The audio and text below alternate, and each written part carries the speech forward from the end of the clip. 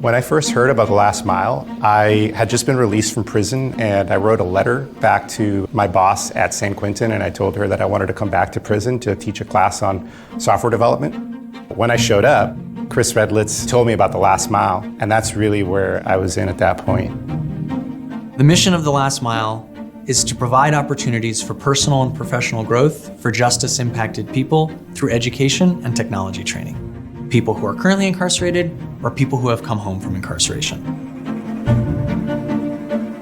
I kept really searching for just something to find some meaning or something in my life. And then one day, a post said, hey, we're starting a new program. It's called The Last Mile. We're going to teach people to become web developers. I knew I had to be part of it.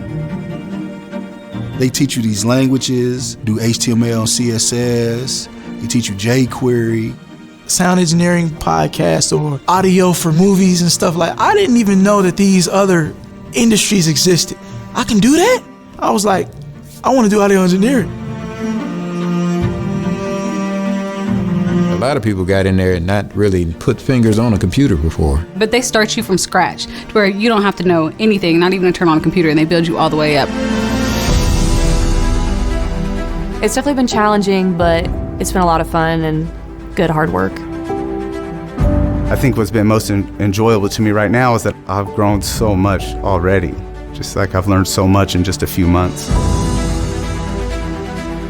They're getting an opportunity to learn technology. They're getting an opportunity to believe in themselves and actually achieve something. And they're walking out of the program with employable job skills. This is like the same thing as like open source software, if you will. It's like open source life building. When I'm in that classroom, I don't even feel like I'm incarcerated. It really provides not just the tools, but the human aspect to it. They give you soft skills. Resourcefulness, teamwork, problem solving. Listening to be able to accept criticism is key. Also, being able to speak. People who've been incarcerated, they're teaching you. I really like that teaching aspect and the writing aspect of communicating what I know in ways that are just not program speak. They push us and they motivate us more than they probably even know. To have somebody in your corner is amazing and is desperately needed. I wish there were more companies that would come into prisons and say, hey, when you get out, we got you. We're not only an education program for the students in our classroom, we're an education program to educate employers on the importance and the viability of fair chance hiring, to re-examine the way that every industry in the United States looks at hiring. They're able to actually sit down and look an employer in the eye and say, before you invest into me, I have invested into myself first. And here's what I can do. Here's the value that I can bring to your company. And they know the skills, they know the tools, they know the language. They already feel comfortable. The same hustle I had on the streets, I can use my own skills now and hustle them legitimately. Everybody has something to offer.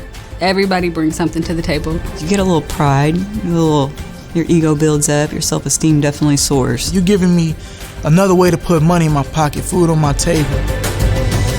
It allows me to be a good neighbor and to do something great for the community, an opportunity to give back and to help change other people's lives. The last mile changed their life by being able to come back, get a job, doing something they loved, and move forward in life after being incarcerated.